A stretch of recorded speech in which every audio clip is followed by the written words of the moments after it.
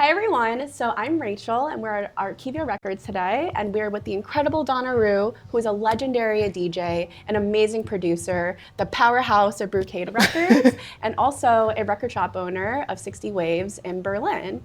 So Donna, welcome to New York. Thank you so much. So we are very familiar with the hustle, the grind. So take me back to the early days before you took on music full time. I know you had like some side gigs. So yeah, just like describe your grind back then. Okay, well, where should I start? You know, I know you did some street marketing a little bit, right? Yeah, I studied economics, really boring. Then I was working in a bank, and after that I was working 10 years as a production manager for MTV, and that is why when I figured out I want to do this DJing a little bit more, you know, because it was my way to relax from all of this work, and then it just came very naturally. And at some point I was thinking, okay, fuck, I mean, can I say fuck? No. We're New York. Anything goes. Okay. So I was like, okay, I should maybe try to be full-time DJ, because I think at some point you have to risk it, and you just have to commit 100%. Yeah. And this is how it went, you know, very naturally. Yeah. And was there like a specific like moment, like a breakthrough moment where like I want to just do this and this only? I think I was sitting in my office and I was pretty bored. So and at this point I was thinking I should definitely give it a try, you know, because I always lived like this. I don't want to regret things. I want to do things. I want to give it a try. We have one life. Yeah. I don't want to regret anything, so that's why I did that. That's awesome. Yeah. So what was like, I guess, like the hardest lesson that you learned like throughout all of that? The hardest lesson, really. I'm still learning though. I mean, we're all learning. It's lifelong learning, right? And you have to give it a try, and you have to work. You have to have a discipline. You really have to work. I'm not this kind of person that I'm going out and you know, I connect with the people. I'm quite introverted person. So for me, I can have great times, but in the end of the day, I have to work because I'm maybe not so social. So, you know, my results have to speak for me. You know, my work has to speak for me because I don't like to talk a lot, you know. I let my work speak. This is I've seen from your previous interviews that you don't chase gigs. No, like you don't talk to people and ask them, hey, like, can I play here? Yeah, like I mean, sometimes I do when I'm, for example, in New York. Sometimes when I'm around, because it's a good opportunity, though, also for other people. But in general, I don't really do that. I don't like that. No, it's just not my style, you know. Yeah. I feel like because like your work speaks for you, people reach out to you. Yeah, they reach out, and I'm just not this, you know, not this kind of person though. Yeah, no, I think like that's just amazing. I think like, you know, but what is like your North Star essentially? Like how do you stay disciplined, and how do you just stay like confident and just knowing that your work speaks for yourself and eventually these gigs will come to you? How I do that?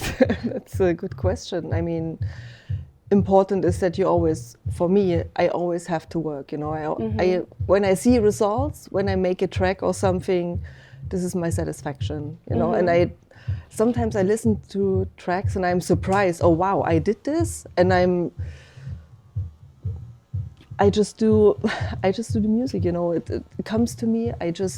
You love it. I love it. I express myself. I'm not following trends or hypes. It's very important to me to not follow that thing, because if you follow this, at some point it's over. But I want to be somebody that is making stuff that could be timeless, you know. Like, I don't have to belong to this trend, or I don't have to chase this kind of stuff. I don't want to do that. Yeah. So I just feel I do what I do. And as I said, sometimes maybe, you know, it's the point in the music where nobody wants to listen to house music, for example, because they are all a bit more techno or something like this. I could do that too, and I do that, but I never release these tracks. So I just do me. And this is also kind of a discipline. Yeah, it's being authentic to yourself. Absolutely. For me, that's that's the main thing, being authentic, just not bend over backwards to, you know, to belong there or to belong there. I don't want to do that. Yeah, just like removing like all the background noise Right. from what other people are Right. saying that you should do. Yeah. Yeah. No, a lot of people say, yeah, maybe do this, and yeah, I could, but I don't want. You know, Mm-hmm. I do what I feel, and that's just me. You know, Yeah. I cannot change for nothing. I think So, that's a very admirable practice. yeah. Difficult though. It makes it difficult because, you know, course. at some point, I do house music and somebody asks me, are you still playing that house music? Like, and I was blown away. Like, yeah, I do, and I will never change. You know, I will always do. Yeah. Like, also play in waves, house techno. I can do everything. Yeah, you know? I love the way that you just seamlessly blend between like Yeah, those and genres. I love this. I I think think that's part of your signature. Stick with it. Yeah, right. Were there like moments where you kind of felt like your momentum like just wasn't going as fast as you wanted it to? I learned to be patient, though. Good. Yeah, I Good. learned, and everything. You could push maybe a bit more, but I don't want to push through things, you know. Sometimes I wish some things would go faster, of course, but that's natural. but Yeah. then on the other hand, I cannot, you know, it comes natural, and I want to keep it like this. I cannot. I just cannot push things that I think they don't come like this to me. So we're at a record shop, right? At Yeah. Arkivio, and I know that you are a record shop owner of Yeah. 60 Waves. I know that it recently closed down, Right. But you are operating like online, right? Yeah. It's operating online and with appointments, and there are some pop-up events and stuff like this. It's still going, but sadly, and I was very sad about that, but I had to make the decision. Yeah, you know. tell me more about that. Like, what is something that people don't know about what it takes to run a record shop and how to make it successful and profitable? Yeah, I mean, it's always looking fun in the front. Of course. But in this industry, it looks fun. Yeah, it looks fun, but a shop is a shop, you know. You sell records, but it's the same like you would sell some meat or a bread or something. It is a shop, you know. Yes. And the work that comes in the background, like administration, all of this, it takes a lot, though. You know, you have to really taxes, numbers, this and that. You know, it's not that. Yeah. It's like the not so fun things that you probably did at a bank. Yeah, exactly. It's not so much fun, though. Yeah. As I said, in the front it all looks fun, though, but in the back it's not so much fun. And also, I discovered a little bit a change of record shopping. You know, a lot of people they want to buy secondhand, you know. But we started because we wanted to bring the new labels, you know, new releases to you. And then it's a bit like, but people are more into secondhand. They don't want to buy new records because they are all about digging, which I understand. Yeah, what they probably saw on Discogs. Yeah, like yeah. earlier. But it makes it difficult because our idea was to represent all the new labels, new artists, and all of this. And then it's a bit weird because a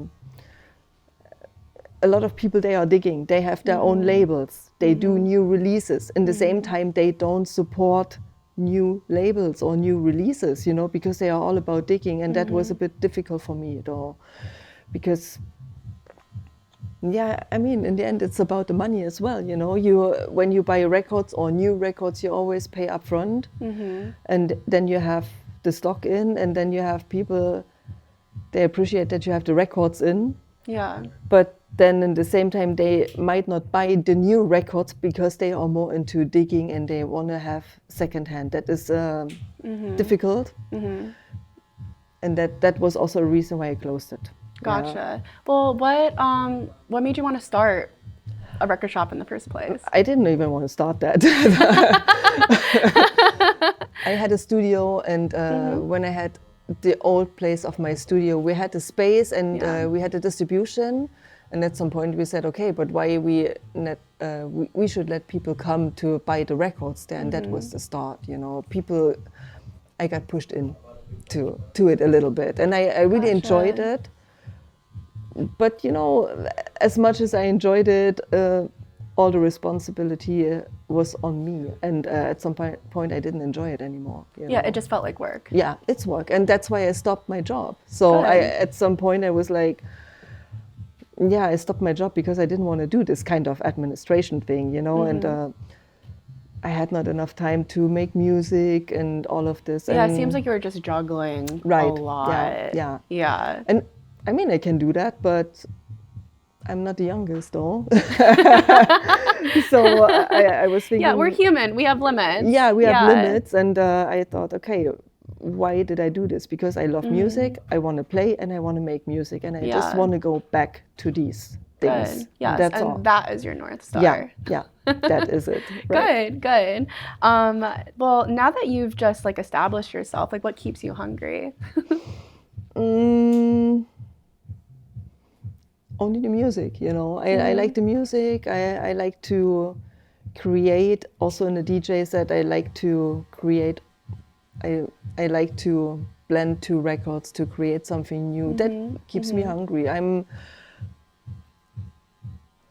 more about this. I'm really, also when you see me playing, I'm very focused. I'm not an entertainer. I said that, sadly, you know.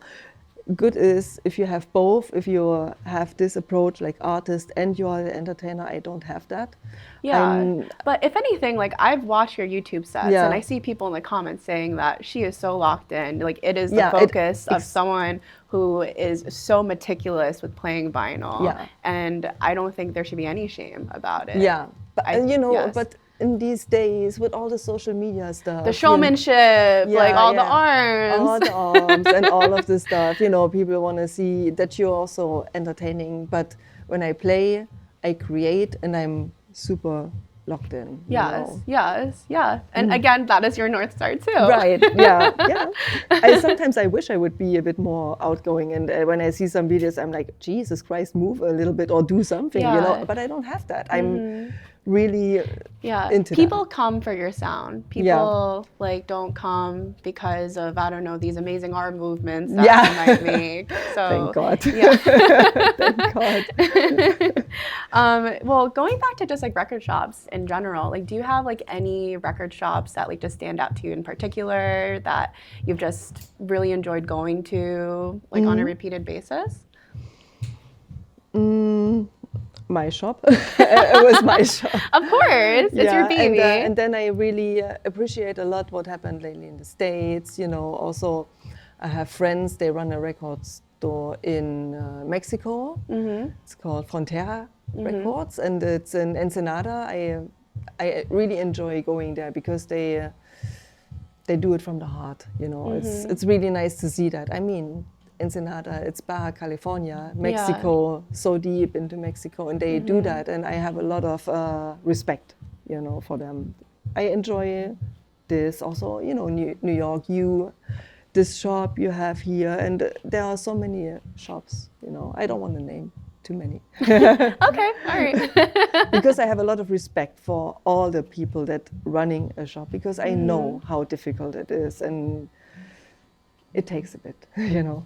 Okay, well, when you step into like a record shop, like I guess how do you choose your records? Is it the artwork? Like is it? I'm very visual. I try not to look on names also. I'm looking at the artwork, then I take the records, and still I'm not looking at the name. I really try to, you know, sometimes you read the name and you have an idea, you know, what it would be, but I don't want to do it. So I just take the record and listen to it, and of course you see the name at some point, you know, but I'm not going through names. I go through artwork and with genre. This is how I choose records. Yeah. On average, like how long would you spend like at a record shop? It can be very long and it can be very short. Sometimes I just grab some records, and it's can go very fast also, you know.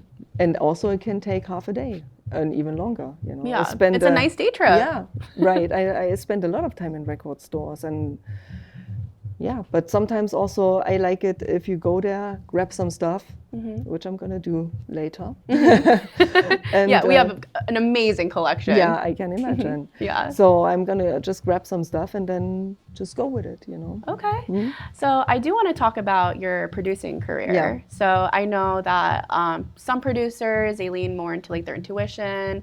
Some of them are more perfectionist. Like, where do you fall like on that spectrum? Both in a way. Yeah, I decide from my stomach, you know. I have no musical training. I learned all myself, you know. Even playing keyboards and stuff, I teach myself how to do that. How did you teach yourself? It's a vibe. If you have a vibe and then you start playing, and sometimes it just comes so natural. It just comes out like this, and then slowly but surely you understand a bit more what are the chords and how everything is working. But I just started it, and then I teach myself. Are there like any like particular sounds that you gravitate to when like producing? Yeah, I think I like very influenced with hip hop, R&B. I like chords a lot. I like roads, stuff like this. You hear it also in my music that is very influenced from that, because when I produce I look for the vibe, you know. For me, I'm all about the vibe. My music has to touch you in a way, you know. I would say it's kind of deep, like you have this like rolling deep energy that I think is just so hard to replicate. Yeah, it's coming from this vibe, you know. It's I also think music should be sexy in a way, you know. Course. Yeah. Yes. But there's a lot of not very sexy tracks out there lately, you know. So, so I'm. This is what I'm looking for. I want this vibe. I want that you have. It's like a blanket you put on yourself, you know. You know. I like this kind of mood where you feel. Also with the dance floor, I think you should feel something, you know. A lot of music maybe is out there where you cannot. How can I describe that? It's not bad music because it's good for the moment, but when I play, I want that people feel something, you know. I want to touch emotions, yeah. Yes. And other music is not touching so much emotion, but this is what I'm doing, yeah. So I do want to ask you, like, what is a track or project that you are most proud of? I'm very proud of my 2 albums I did, the one for Underground Quality and also my second album. Time Out of Mind it was on my label because, and I'm very proud of this because to do a second album that is the same kind of quality is very difficult. Everybody has expectations. The second album, I think, is the hardest to do. Yeah. So I'm very proud that I achieved something that shows a progress, yeah, and shows me what I want to express. Still has the house music feeling, but also has some breakbeat stuff, but always connects to house music in a way. So I'm very proud that I achieved that. Can I just say that my favorite track of yours as of right now is Reach Out For Me? Yeah? Yeah. Oh, really? Yes.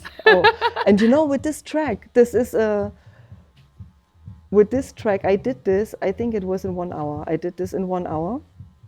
And when I gave the track to Smallville, it was kind of a sketch. It was not even finished. Really? This track, I never overworked it or whatever. It was like this and was done in an hour. Again, was a vibe, you know. Yeah, by feeling. Yeah, a feeling, yeah. Yes.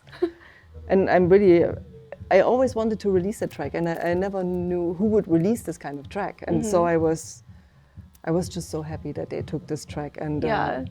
It reached out to me, and I loved it. Yeah, that's so nice. That's so nice. I'm happy about this track, really. I'm happy that's out. Really. Good. And that's also old, you know. It's like 10 years old. Oh, really? Yeah. Oh, wow. I didn't know that. Yeah, it's old, you know, because I made so much music, and I'm not sending out a lot of music to people, but because it sticks in my library. And if I still like it after 10 years, then it's a good track, you Yes, know? So it's this timeless. is timeless, right? And this is how I produce and this is how I release tracks, yeah. Okay. Well, let's spice things up. So I kind of want to ask you some fun questions. Okay, do it. I want to ask you, what is the most hilariously bad DJ advice that you've ever received? Oh, the bad DJ advice. Yeah. Difficult to answer. I cannot even answer that. I don't know. Okay, we can move on to another Yeah. one. Okay, what is the most like absurd thing that you've seen behind the DJ booth? Oh, I saw so many absurd things behind the DJ booth. Really, I'm not sure if I can go into this right now. You know what's behind the DJ booth? What can happen? you Or know? like even just in front, like so you were like in the DJ booth, and maybe like what you saw in front of you. Maybe I did not even see it because I'm so locked in.